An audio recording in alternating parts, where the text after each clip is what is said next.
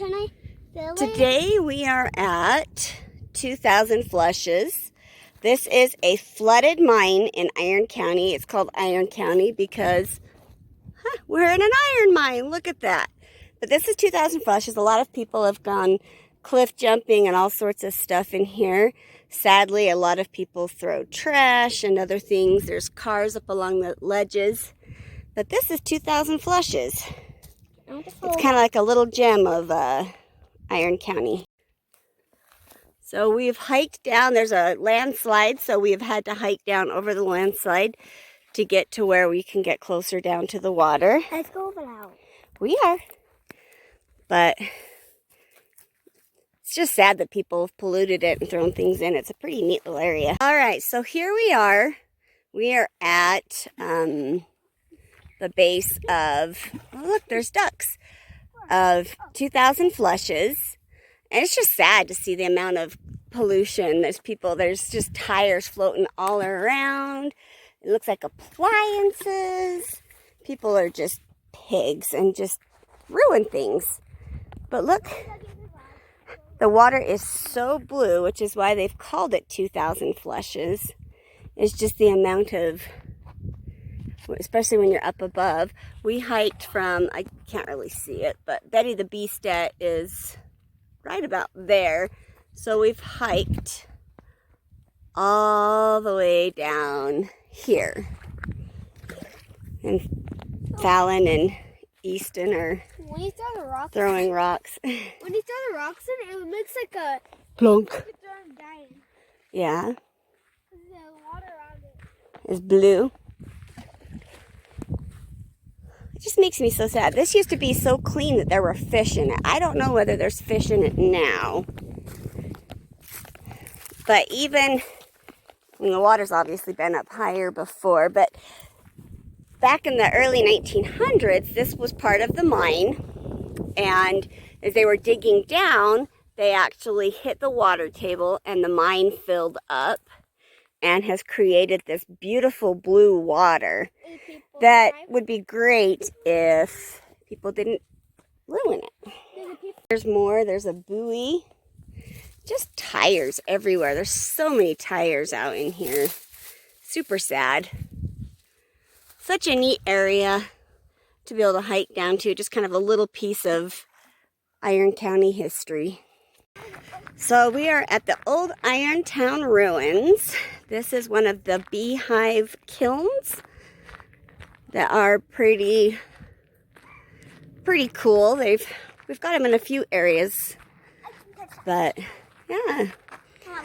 We used to be able to go inside further, but you know, kind of like we just saw at the lake or at the 2000s flushes, people ruin them. There's the little opening. There's Fallon. I used to have to jump, now I can't. Easton.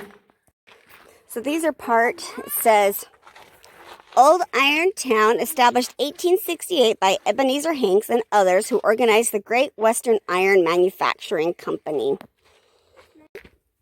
Hey.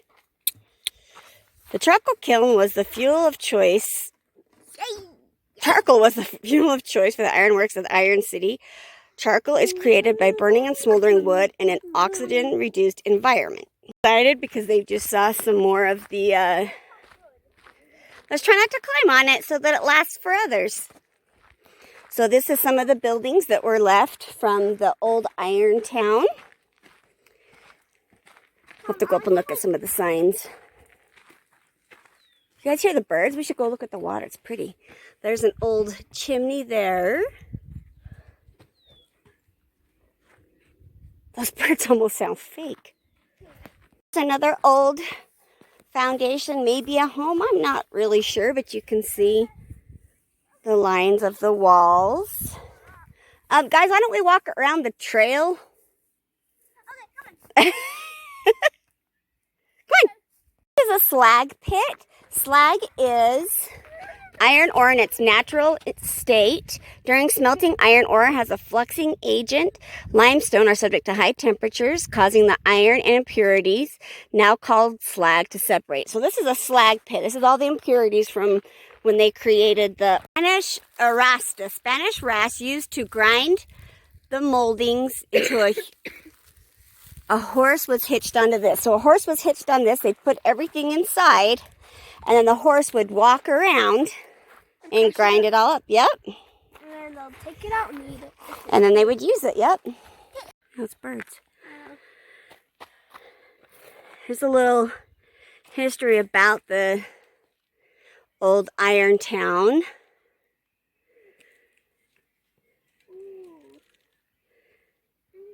Maybe you can pause and read it, because I'm not going to read the other big building foundation right here. Not sure exactly what it was, but I'm walking down so that kids can run. I'm old.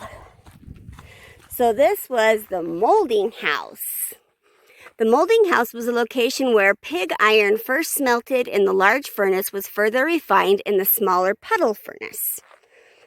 Well, here we go. This was the molding house.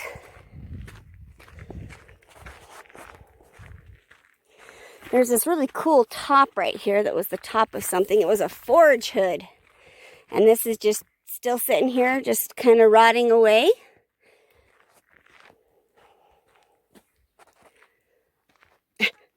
They really need to kind of fix these. They're all sun ruined. This is a puddling furnace. It's a big old tower. I think it's right here. Charcoal. Maybe. No, it's not on charcoal since it's not ready. You can see inside the furnace and see out the other side.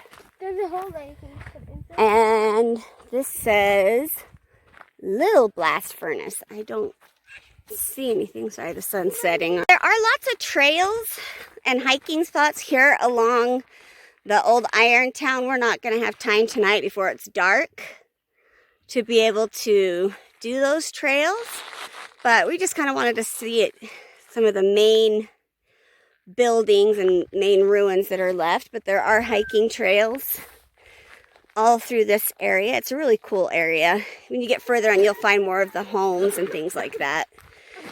But this is why Iron County is called Iron County, is because of the ironworks that 2000 Flushes, the flooded mine that we just were at, is a flooded iron mine.